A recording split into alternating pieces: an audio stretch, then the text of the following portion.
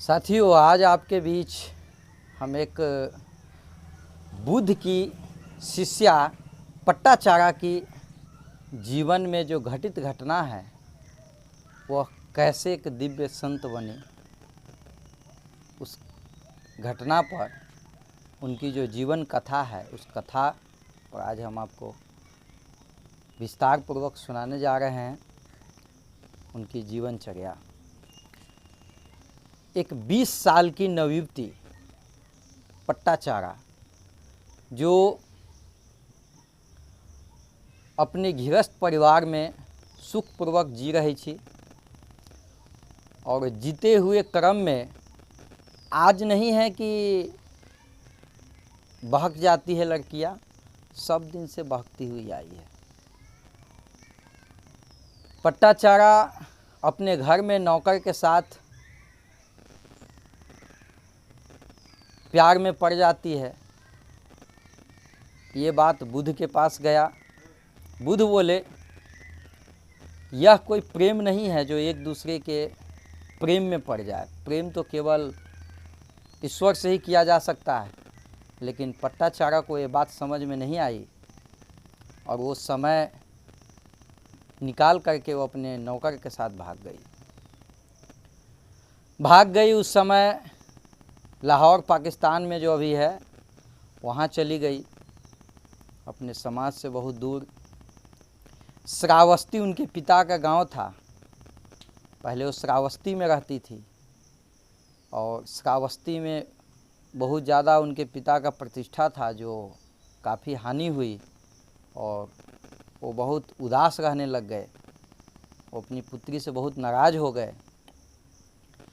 समय बीतता चला गया। कुछ समय के बाद उसे 2 संतान हुई। फिर बाद में उसे याद आया कि मेरे पिता अब चुप हो गए होंगे, उनकी नाराज़गी बंद हो गई होगी, चलते हैं उनसे मिलने। जब वहाँ से वो चली तो रास्ते में, जंगल का रास्ता, पहले तो लोग ज़्यादातर पैदल ही चला करते थे। रात्रि सफ़र, बरसात का मौसम, क्या हुआ कि उनके पति को सर्प कट लिया। जब सर्प डंस लिया उसके बाद पति मर गए। 2 संतान जब उनके साथ में जो बची उसे भी लेकर के चले। रास्ते में क्या हुआ कि जब नदी क्रॉस कर रही थी तो एक बड़ा संतान था, एक छोटा संतान था। तो दोनों को एक साथ पार करना बड़ा कठिन था। तो एक को एक किनारे में रख करके दूसरे को ले करके निकली। लेकिन जंगली जानवर हिंसक होते हैं, वो हिंसक जानवर एक संतान को लेके भाग गया। अब ये देख करके उनका मन विचलित हो गया कि मेरे बच्चे को लेके चला गया। और वो नदी में अंदर बीच नदी में थी। वो मन विचलित हुआ, जिसके कारण जो है से लहर भी खूब तेज थी। उस लहर में वो भी बह गई। लेकिन पट्टाचारा तो अपने आप को संभाल ली, लेकिन उसका संतान साथ में वो बह गया। बेचारी जब इस तरफ आई तो फिर उसे लगा कि मेरी ज़िंदगी में तो अब कुछ बचा ही नहीं, जिसके ले करके हम घर छोड़े, समाज छोड़े, आज मेरा सब खत्म हो गया।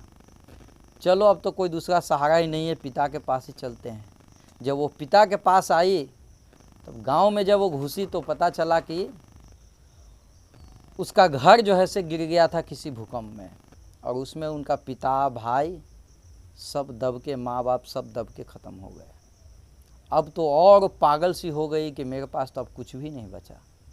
पागल की से तरह भटकने लगी। फिर उसे पता चला कि पास के ही गांव में बुद्ध आए हुए हैं। कुछ समय के बाद आए बुद्ध, उसके पास गए। बोले, गुरुदेव मेरा तो सब खत्म हो गया।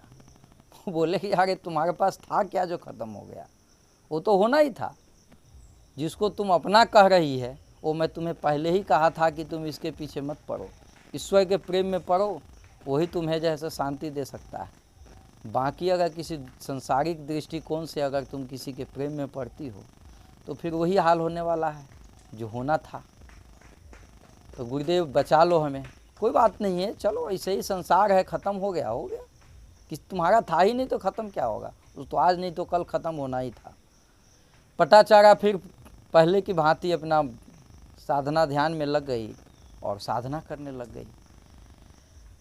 स्नान करके जब वो निकल रही थी तो बारिश की कुछ बूंदें जो है उसके बदन पे पड़ रहा था। तो कुछ बूंदे तुरंत जो है से गिर जाता था, कुछ बूंदे थोड़ा देर के बाद गिरता था बदन से नीचे, कुछ और थोड़ी देर के बाद।